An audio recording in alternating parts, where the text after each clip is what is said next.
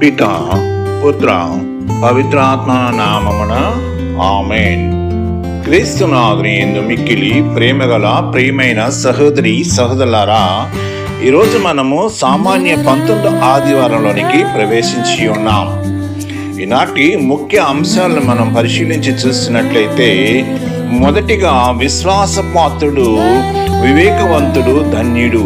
ఇక రెండో విషయం, ధన్యుడైన సేవకుడెవడు, నమ్మిన బంటు, నమ్మని బంటు, చివరిగా యజమానికి తగిన సేవకుడు అనే అంశాలను మనము ధ్యానించబోతూ ఉన్నాం. ఈనాటి దివ్య పట్టణాలని పరిశీలించి చూస్తున్నట్లయితే, మొదటి పట్టణము సొలొమోను జ్ఞాన గ్రంథము 18వ అధ్యాయము 6వ వచనం నుండి 9వ వచనం వరకును. రెండవ పట్టణాన్ని పునీత చిన్నప్ప గారు హెబ్రీలకు వ్రాయబడిన లేఖ 11వ అధ్యాయము 1వ వచనం నుండి 2వ వచనము మరియు 8వ వచనం నుండి 19వ వచనం వరకును. మూడవ పట్టణాన్ని పునీత లూకా గారు వ్రాసిన శుభవార్త 12వ అధ్యాయము పవిత్ర వచనములు 32 నుండి 48 వరకు ధ్యానిస్తూ ఉన్నాం. ప్రియ సహోదరి సహోదరులారా, క్రైస్తవ జీవిత యాత్ర విశ్వాస యాత్ర. విశ్వాసం లేకుండా మన ప్రయాణం వృధా. దేవుని మనందరినీ కూడా తాను ఉన్న స్థలానికి ఆహ్వానిస్తూ ఉన్నాడు. ఇప్పుడు మనం ఈ లోకంలో చూడజాలని ఒక క్రొత్త ప్రదేశంలోనికి మనము ప్రయాణం సాగుతూ ఉంది. మనము నిరీక్షించే ఆ రాజ్యం కోసం నిస్సందేహంగా ఉండాలి. ఈ ప్రయాణంలో మిశ్రమ అనుభూతులు ఎదురవుతూ ఉంటాయి. కష్ట సుఖాలు ఉంటాయి, లాభ నష్టాలు ఉంటాయి, ఉత్సాహము నిరుత్సాహము కలుగుతూ ఉంటుంది, జయాపజయాలు ఎదుర్కొంటూ ఉంటాం, సుఖ దుఃఖాలు ఉంటాయి, మంచి చెడులు ఎదురవుతాయి. విశ్వాసాలు జీవితాన్ని కదిలిస్తూ ఉంటాయి, కలిమలేములు కలుగుతూ ఉంటాయి. క్రైస్తవ విశ్వాస జీవితం నిలకడగా దేవుని వైపు సాగాలి అంటే, పరిస్థితులు ప్రతికూలంగా ఉన్నా కూడా, అనుకూలంగా ఉన్నా కూడా నిలకడగా ఉండటమే మనము నేర్చుకోవాలి. దేవుని పరీక్షలో మనము నెగ్గాలి. తండ్రికి తగిన తనయులుగా, యజమానికి తగిన సేవకులుగా, దేవునికి తగిన భక్తులుగా, గురువుకు తగిన శిష్యులుగా క్రైస్తవ జీవితం సాగాలి. క్రీస్తునందు ప్రియ సహోదరి సహోదరులారా, దైవ సేవకులంగా మన ఆధ్యాత్మిక జీవితం సఫలీకృతం అవ్వాలి అంటే మనందరం కూడా అప్రమత్తంగా ఉండాలని ప్రభు హెచ్చరిస్తూ ఉన్నారు. మన అంతిమ గమ్యము చేరుకోవడానికి ఎల్లప్పుడూ సిద్ధంగా ఉండాలి. మన కర్తవ్యంలో నిమగ్నమై ఉండాలి. బాధ్యతలను విస్మరించిన తర్వాత విశ్వాస జీవితం బలపడుతూ ఉంటుంది, చేరుకోవాల్సిన గమ్యము ఆలస్యం అవుతూ ఉంది. కొన్నిసార్లు మన ప్రయాణం కూడా విఫలమవుతూ ఉంటుంది.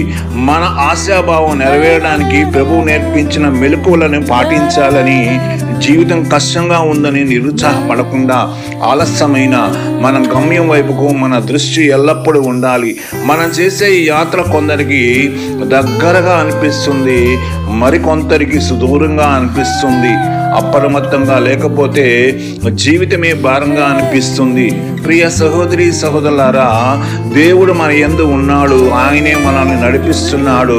మన శాశ్వత గృహం వరకు చేరే వరకు ఈ లోకంలో దేవుడు మనకి ఇచ్చిన కర్తవ్యంలో నిమగ్నమై ఉండాలి. ప్రభు రాకడ ఏ సమయంలో ఉన్నప్పటికీ ఆయనను స్వీకరించడానికి సిద్ధంగా ఉన్న సేవకుడు ధన్యుడని క్రీస్తు ఈరోజు సువిశేష పఠనం ద్వారా మనకు నేర్పిస్తూ ఉన్నారు. మనం కూడా అప్రమత్తంగా సిద్ధపడి ఉన్న సేవకులుగా జీవించడానికి ప్రయాసపడాలి. మన యజమాని ఆనందానికి మనం నడుచుకోవాలి. దేవుని సంతోషపెట్టే జీవితమే క్రైస్తవ జీవితం. ప్రియ సహోదరి సహోదరులారా, దేవుడు మనందరినీ తన ఆనందంలో పాల్పంచుకోవడానికి ఆహ్వానిస్తూ ఉన్నాడు. అందరూ దేవుని పిలుపుకు సమాధానం చెప్పగలగాలి. క్రైస్తవ పిలుపు అనే ప్రయాణం మెలకువతో సాగాలి తప్ప, ప్రభువు నేర్పించిన మెలకువలతో సాగాలి తప్ప, అందుచేత మన సమయం కోసం కాక దేవుని సమయం కోసం మనం నిరీక్షించాలి. మన జీవితంలో మన కర్తవ్యం మనం నిర్వహించకుండా ఎవరిని నిందించిన ప్రయోజనం ఏముంటుంది?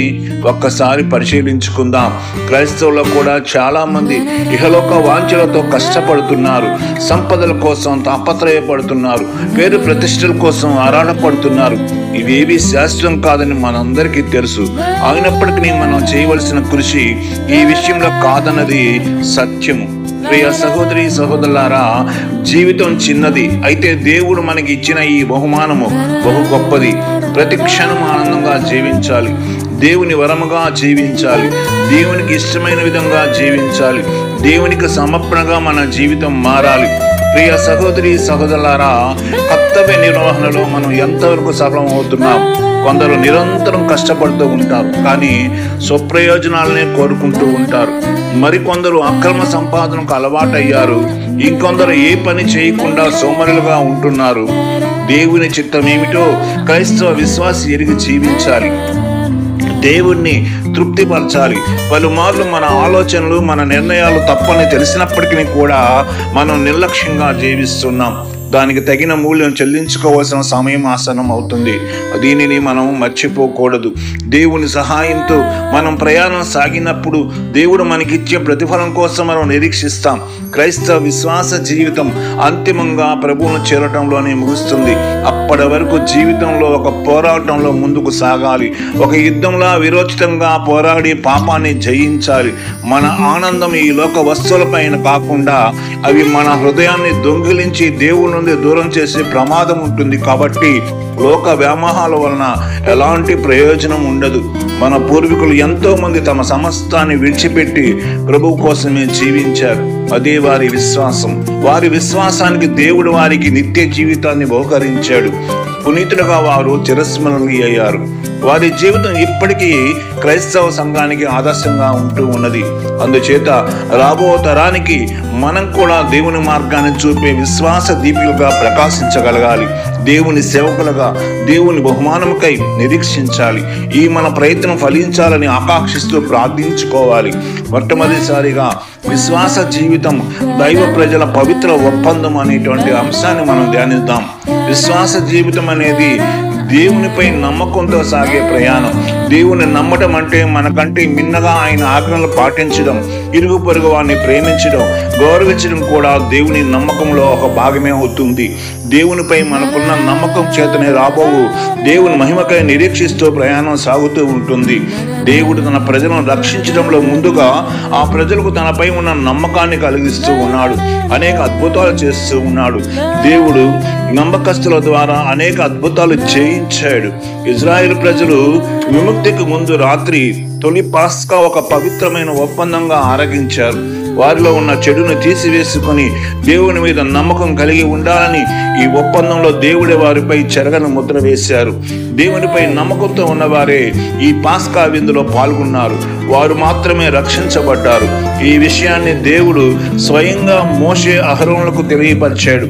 వారు దేవుని మాట వినిన తర్వాత కొంత భయపడినప్పటికీ పూర్తిగా మరి దేవుని మీదే భారం వేశారు. దేవుడు తప్ప తమను రక్షింపగలిగేవారు మరొకరు లేరని వారు నమ్మగలిగారు. దేవునిపై సంపూర్ణ నమ్మకం ఉన్నవారే బాధ్యతను స్వీకరించి ఒక పవిత్ర ఒప్పందంలో ప్రవేశించారు.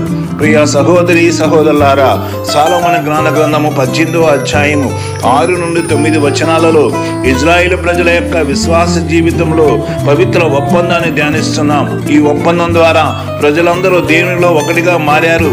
ఈ ఒప్పందమే దైవ ప్రజలు తమ నాయకుని తోటి వారిపై సంపూర్ణ విశ్వాసాన్ని కలిగి జీవించేలా చేసింది. క్రీస్తునందు ప్రియ సహోదరి సహోదరులారా, దేవుడు మనకు చేసినటువంటి ఈ మేలును ఎప్పుడు మనం మర్చిపోకూడదు. దేవుడు తన ప్రజలకు ఎల్లప్పుడూ తోడుగా ఉన్నాడని ఈ ఒప్పందం ద్వారా బయలుపరుస్తూ ఉన్నాడు. అప్పటి వరకు ఐగుప్తుని విడిచి వెళ్ళడానికి అయోమయ పరిస్థితిలో ఉన్న ప్రజలు సహితము ఈ పవిత్ర ఒప్పందం ద్వారా ఒకే ప్రజగా ఏకమయ్యారు. ఆ విధంగా దేవుడు నియమించిన నాయకత్వంలో తమ విశ్వాస యాత్రను కొనసాగించారు. అది వారికి ఒక పవిత్ర ఒప్పందంగా మారింది.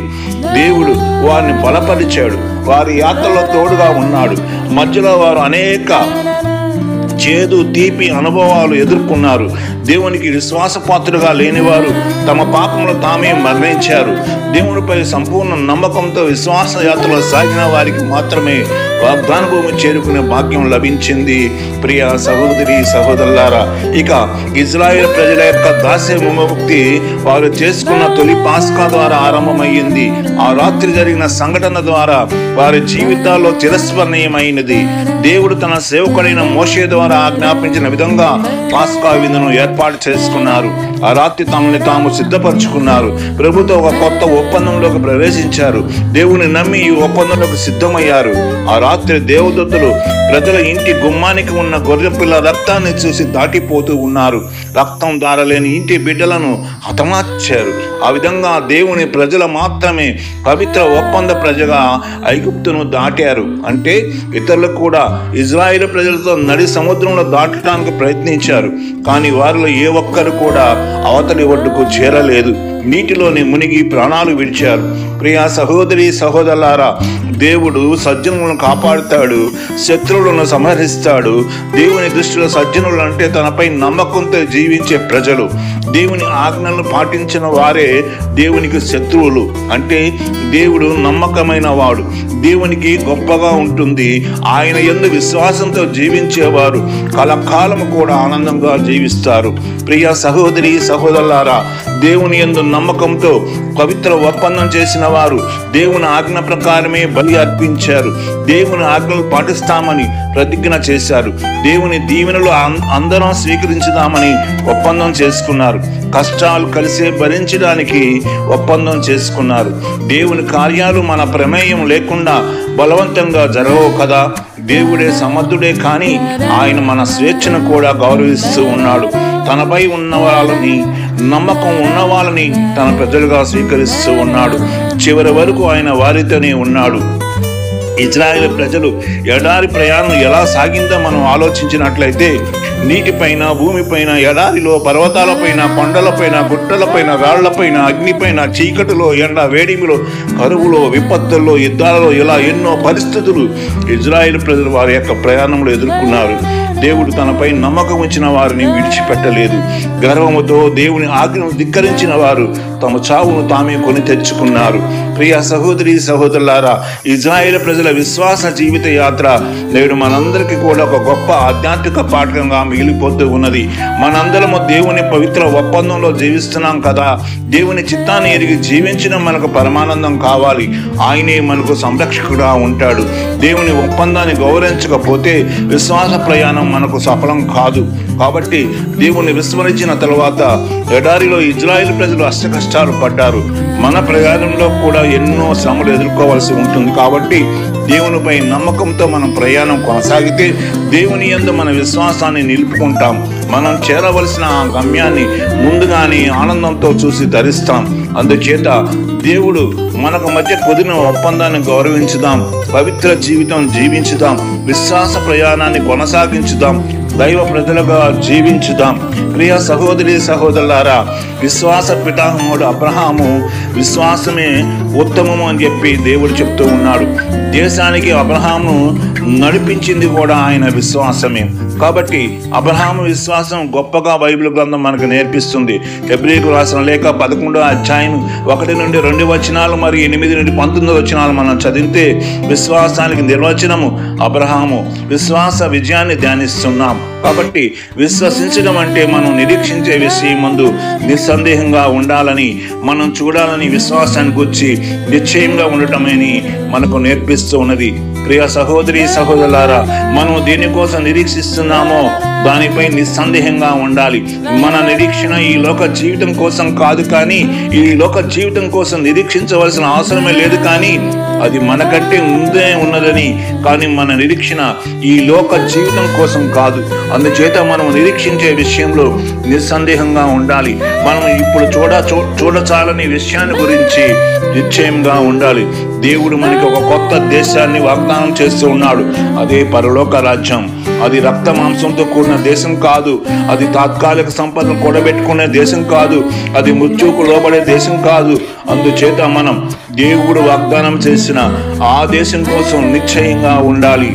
ఈ విషయం మనం అర్థం చేసుకోవడానికే హెబ్రీయులకు రాయబడిన లేఖలో అబ్రహాము విశ్వాసాన్ని దేవుడు మనకి ఆధ్యాత్మిక పాఠంగా నేర్పిస్తూ ఉన్నాడు.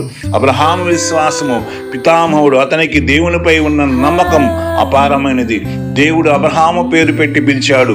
అదే విధముగా ఆయన నివసిస్తున్న దేశాన్ని విడిచి దేవుడు తనకు చూపించే దేశానికి వెళ్ళమన్నాడు. అప్పటికి అబ్రహాముకు ఆ దేశం ఎక్కడ ఉన్నదో కూడా తెలియదు, ఎలా ఉంటుందో కూడా తెలియదు. తన సమస్తాన్ని విడిచిపెట్టడం వలన తన జీవితం ఏమవుతుందో కూడా అతనికి తెలియదు. కానీ అబ్రహాము దేవుని నమ్మాడు. దేవునిపై పూర్తి విశ్వాసంతో తను నివసిస్తున్న గ్రామాన్ని విడిచిపెట్టాడు.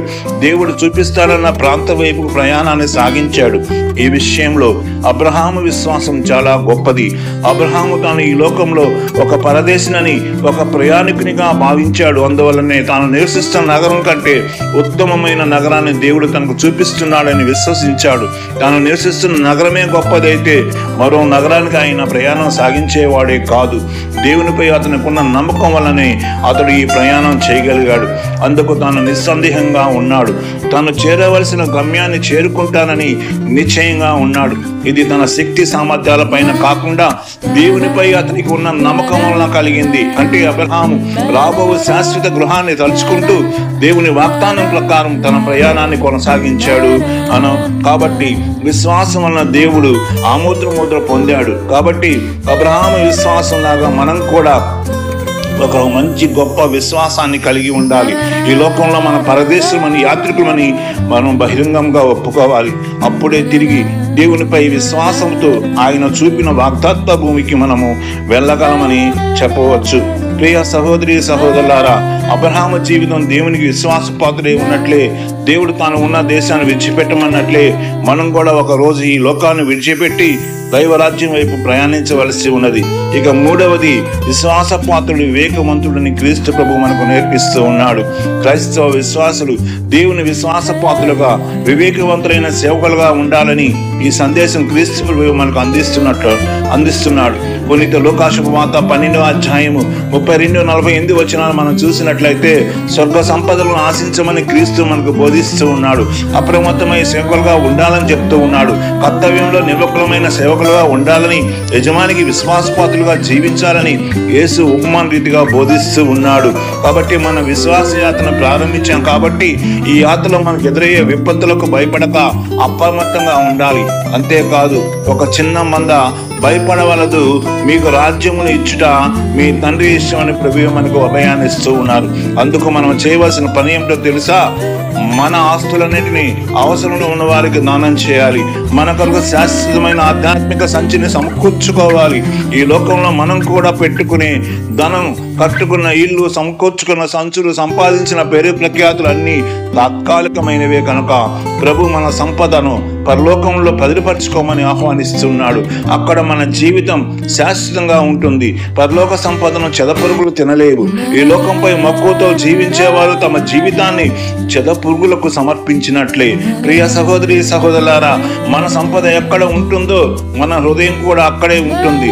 మన హృదయం ఇక్కడ భూలోకంలో ఉన్న వస్తువులపై కాక మరి అక్కడ పరలోకమై ఉన్న వస్తువులపై ఉండాలి. అప్పుడే మనం దైవ ప్రజలుగా దైవ రాజ్యంలో ప్రవేశిస్తాం.